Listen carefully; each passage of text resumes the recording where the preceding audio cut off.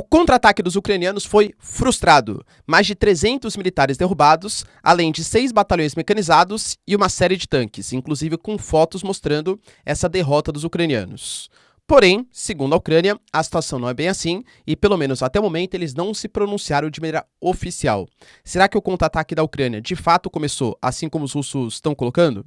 China anuncia, a partir do seu ministro da Defesa, que um conflito entre Estados Unidos e China seria um desastre insuperável e que, inclusive, mais acontecimentos rolaram no Estreito de Taiwan, envolvendo embarcações norte-americanas e canadenses e embarcações chinesas. Até Taiwan se pronunciou.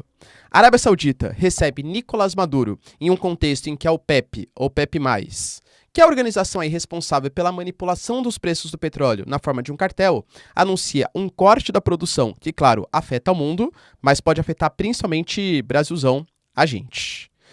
A Suécia, pelo menos segundo palavras do Stoltenberg, vai entrar para a OTAN depois de muito tempo de negociação. Agora que o Stoltenberg fez uma visita, inclusive presencial, à Turquia de Recep Erdogan, presidente recém-reeleito no país. Enquanto isso, o Prigozhin, liderança do grupo Wagner, prende Roman Venevitin, que é um tenente-coronel das tropas russas. A justificativa? Ele atacou o grupo Wagner, e inclusive ele admitiu que de fato fez isso. Liderado pelo Putin? Vamos discutir. E para finalizar, a gente teve nessa guerra de propaganda, nessa guerra de informação, rádios e inclusive televisões hackeadas aparentemente pelos ucranianos, que espalharam um discurso de desinformação na Rússia, alegando que a Ucrânia tinha invadido posições do país. O Peskov já garantiu que isso não aconteceu de fato.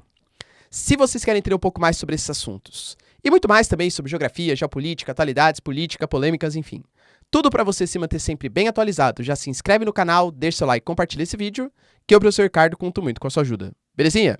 Pessoal, para quem não me segue no Instagram, hein, @prof_Ricardo Marcílio, me segue lá que é super importante.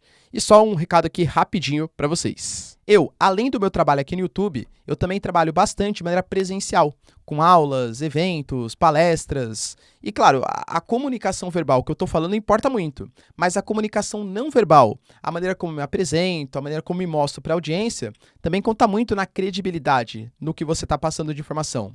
E é por isso que eu preciso sempre aliar uma vestimenta que seja bonita, moderna, à praticidade do dia a dia.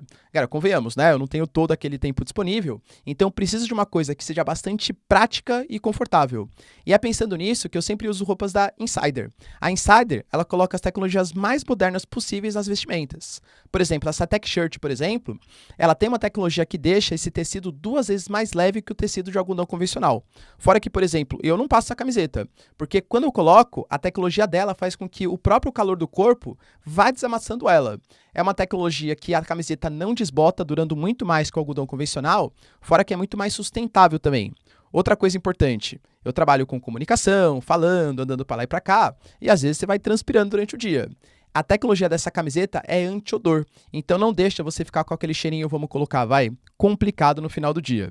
Então, eu vou deixar para vocês o link da Insider na descrição com um cupom de 12% de desconto em todos os produtos da loja, porque não tem só camiseta. Tem também a linha casual, underwear, esportiva e feminina. Então, aproveita, link na descrição, porque essa promoção é por tempo limitado, hein? Dica aí pra vocês, recomendo bastante. Bom, galera, para começar então o nosso vídeo, a gente teve um ataque frustrado, né? Pelo menos isso segundo palavras da Rússia, que nem eu falei pra vocês. A Ucrânia, ela não se pronunciou, pelo menos não até o momento. Lembrando que a gente teve declarações recentes.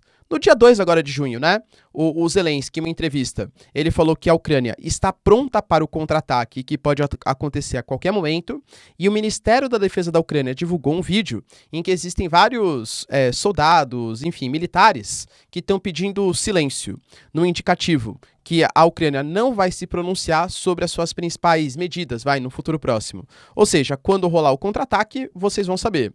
Eu acho que essa medida da Ucrânia é inteligente, por quê? Porque qualquer tipo de insucesso, a Ucrânia pode alegar que não foi eles, e qualquer tipo de sucesso pode falar que foi uma tática que deu certo, já que o silêncio enganou os russos, entende? Então, por exemplo, a gente vai falar um pouquinho sobre esse aparentemente início do contra-ataque. Foi frustrado, não deu certo. mas não foi a Ucrânia. Quem disse que isso é o contra-ataque, entendeu? Pô, se eles anunciam um contra-ataque, é óbvio que a Rússia vai estar muito mais bem preparada e algum tipo de derrota poderia até fazer mal para a moral das tropas ucranianas. E essa tática, vale lembrar, que ela foi utilizada, pessoal, em setembro do ano passado, inclusive com êxito dos ucranianos. A Ucrânia conseguiu reconquistar posições em Kherson, na margem oriental, ou seja, na parte que está no ocidente, né, à esquerda ali da Ucrânia, do rio de Dnipro, e também conseguiu reconquistar partes de Kharkiv, um território, inclusive, super estratégico, mais a nordeste do território ucraniano. Então, foram vitórias consideradas aí, pessoal, importantes, no momento ali em que a Ucrânia também não se pronunciava sobre esse assunto, inclusive, né, com silêncio e tal, sendo divulgado. Mas, aparentemente, palavras da Rússia, Ministério da Defesa da Rússia, sim, a Rússia conseguiu frustrar o início do contra-ataque dos ucranianos. E, segundo a Rússia, foram 5 ataques em posições diferentes, né, em praticamente algumas posições diferentes da linha de frente. Ataques em Donetsk, em outras porções. Aparentemente, o maior foi na região de Zaporísia, o que, inclusive, segundo a própria lógica e o que vem sendo divulgado, mas, de novo, pode ser desinformação. Na guerra, a primeira coisa que morre é a verdade, tá? Zaporísia seria um dos territórios mais estratégicos para serem dominados pelos ucranianos. E óbvio que os russos sabem disso, né? Por quê?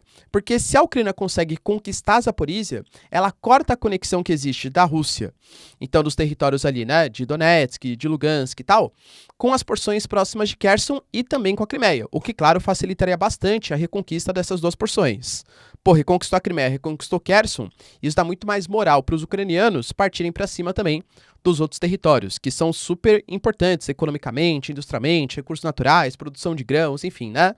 A região que a Rússia dominou, que invadiu, uma região bastante importante economicamente, tá? Mas, voltando aqui, né? Segundo a Rússia, essa incursão, ela foi feita com 6 batalhões mecanizados, mais de 300 militares foram derrotados, tanques e veículos de combate foram destruídos, tá? E isso tudo próximo nessas regiões estratégicas. A Ucrânia, pelo menos, que nem eu falei, oficialmente não se pronunciou, mas anunciou que alguns territórios ali próximo de Bakhmut, ou seja, não se pronunciou sobre essa questão, mas próximo de Bakhmut vem sendo conquistado. Lembrando que o Prigozhin, ele se retirou há pouco tempo de Bakhmut, tá? Então, se realmente é o exército da Rússia que está lá, e o exército da Rússia é mais fraco que o Grupo Wagner, que é o que o Grupo Wagner vem tentando transparecer, isso seria uma espécie de pequena vitória, digamos assim, ou facilidade para os ucranianos. De novo, se isso é verdade ou não, galera, guerra de informação, a gente não tem a plena certeza, tá bom? Mas enfim, né? Lembrando, pessoal, que a gente também tem ataques aí acontecendo em Belgorod, em Briansk, a gente teve ataques em Lugansk, por exemplo, também, inclusive com Storm Shadow sendo utilizados, algumas regiões litorâneas, inclusive em portos, na região também de Zaporísia.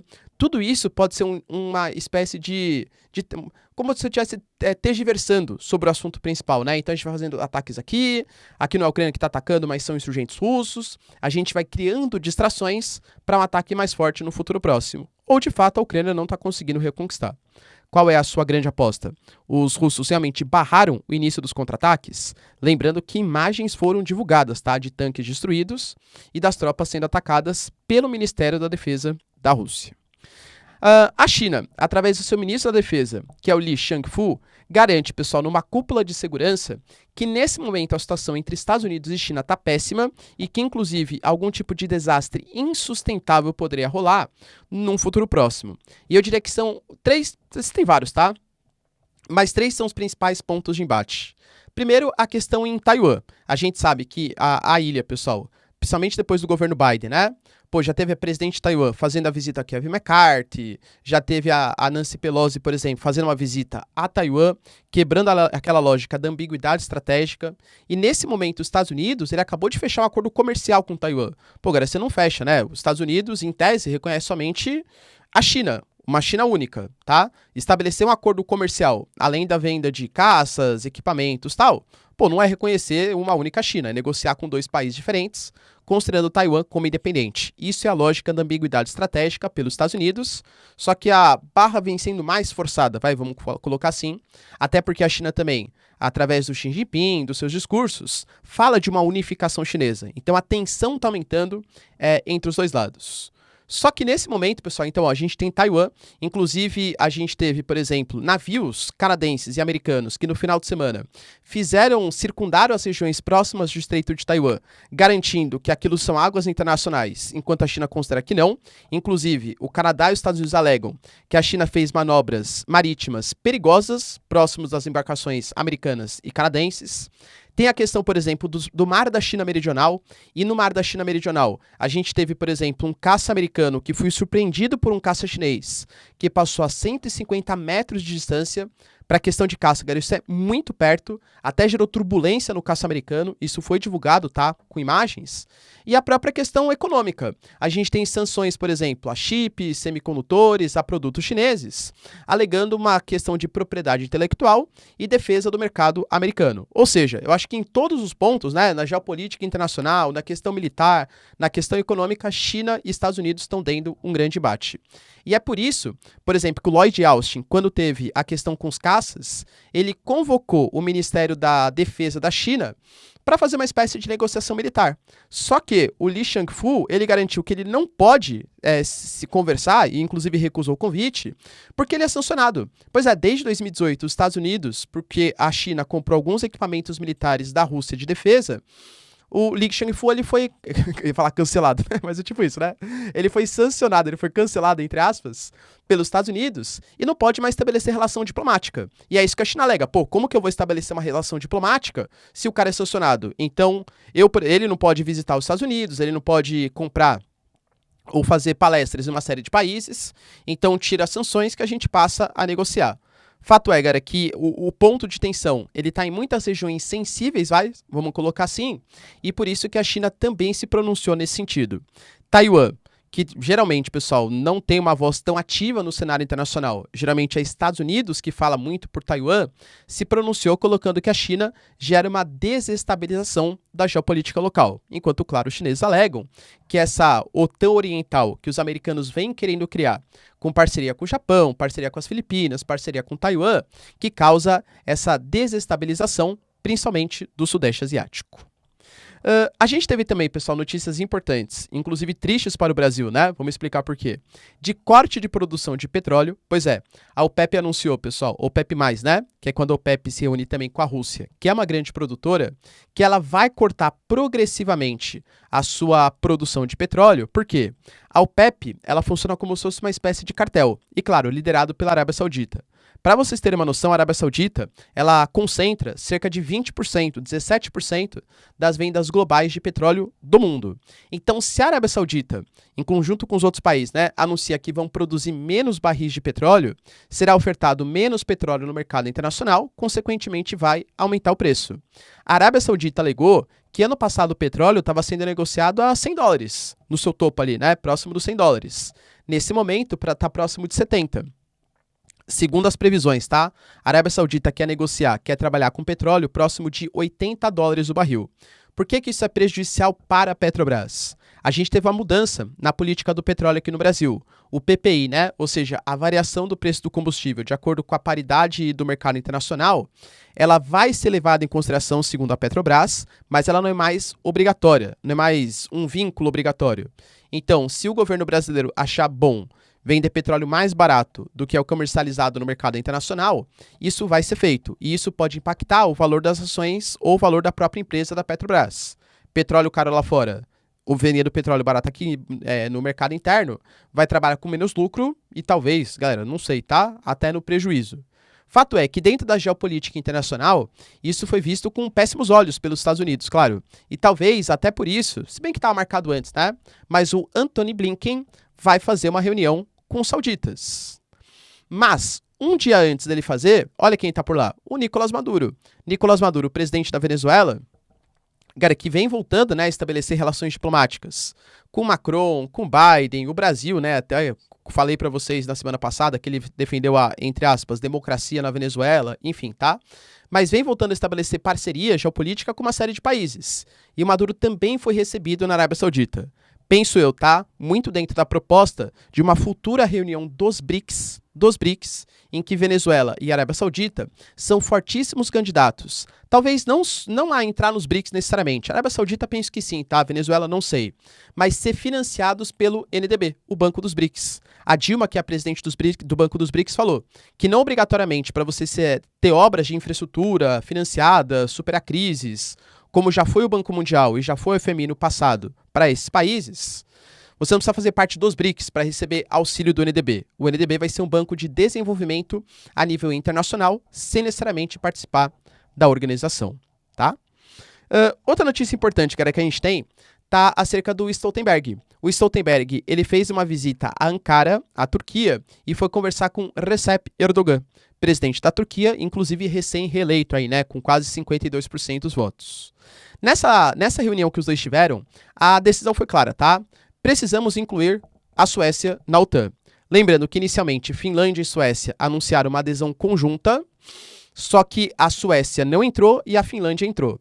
A grande alegação da Turquia é que tanto Suécia quanto Finlândia recebiam curdos, considerados como terrores, né, enfim, tá? Para os turcos, porque o grande sonho dos curdos é formar o Kurdistão, tirando inclusive uma parte super importante da Turquia. E aí tem grupos como, por exemplo, o PKK, né, que é o partido ali dos curdos, e algumas lideranças pediam asilo, se refugiavam na Finlândia e na Suécia. A Turquia falou, não posso negociar e deixar com que Finlândia e Suécia entrem na OTAN, já que eles abrigam grupos aí que querem separar o território da Turquia.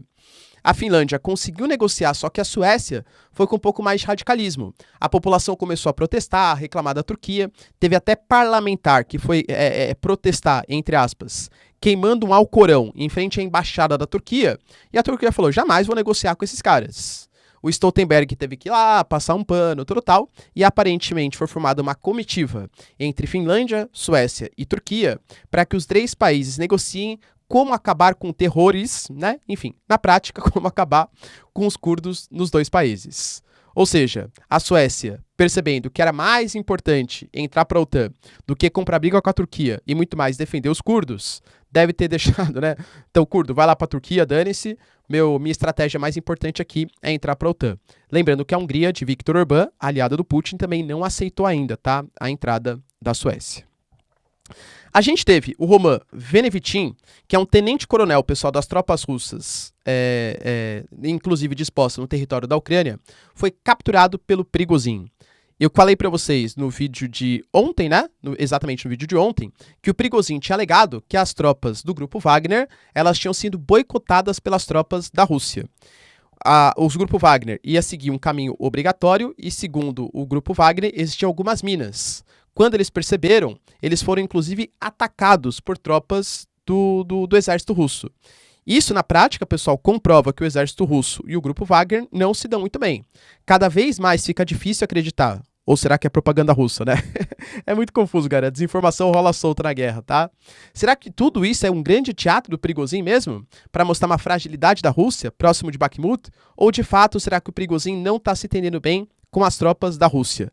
Lembrando que o Prigozhin falou que quando ele perguntou para as tropas que atacaram o grupo Wagner, as tropas olharam para o céu e inclusive apontaram que foi determinação de alguém maior, dando a entender que foi o Putin. Ele citou nominalmente o Putin como responsável pelos ataques ao grupo Wagner. Será mesmo? Fato é, pessoal, que esse tenente-coronel foi confirmado, tá, que realmente é ele, que ele é um tenente-coronel das tropas russas. Então dá um indicativo que, de fato, a coisa não está rolando muito bem. Ele foi sequestrado, por enquanto está em posse aí, vamos colocar, do grupo Wagner. E para finalizar, galera, olha como guerra informacional, né? A gente teve 2 hackeamentos aí nesse final de semana.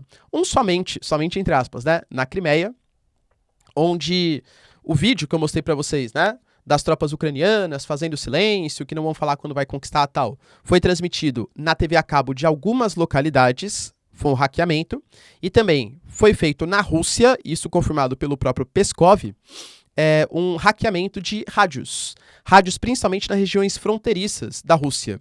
Eles fizeram um sistema para fingir para a população que era o Putin que estava falando, que a Rússia tinha sido invadida pelos ucranianos e que era hora de recuar suas tropas e que inclusive o estado de sítio estava sendo colocado na Rússia naquele momento. O Peskov, pessoal, negou as informações e, de fato, ainda aparentemente existem tropas, né, de russos insurgentes em Briansk e em Belgorod, mas isso não é motivo para evacuação, pelo menos nesse momento. Beleza, pessoal? Deu para entender os principais acontecimentos? Se vocês curtiram o vídeo, então, já deixa seu like, se inscreve no canal. Tamo junto, beijos, abraços e tchau, tchau.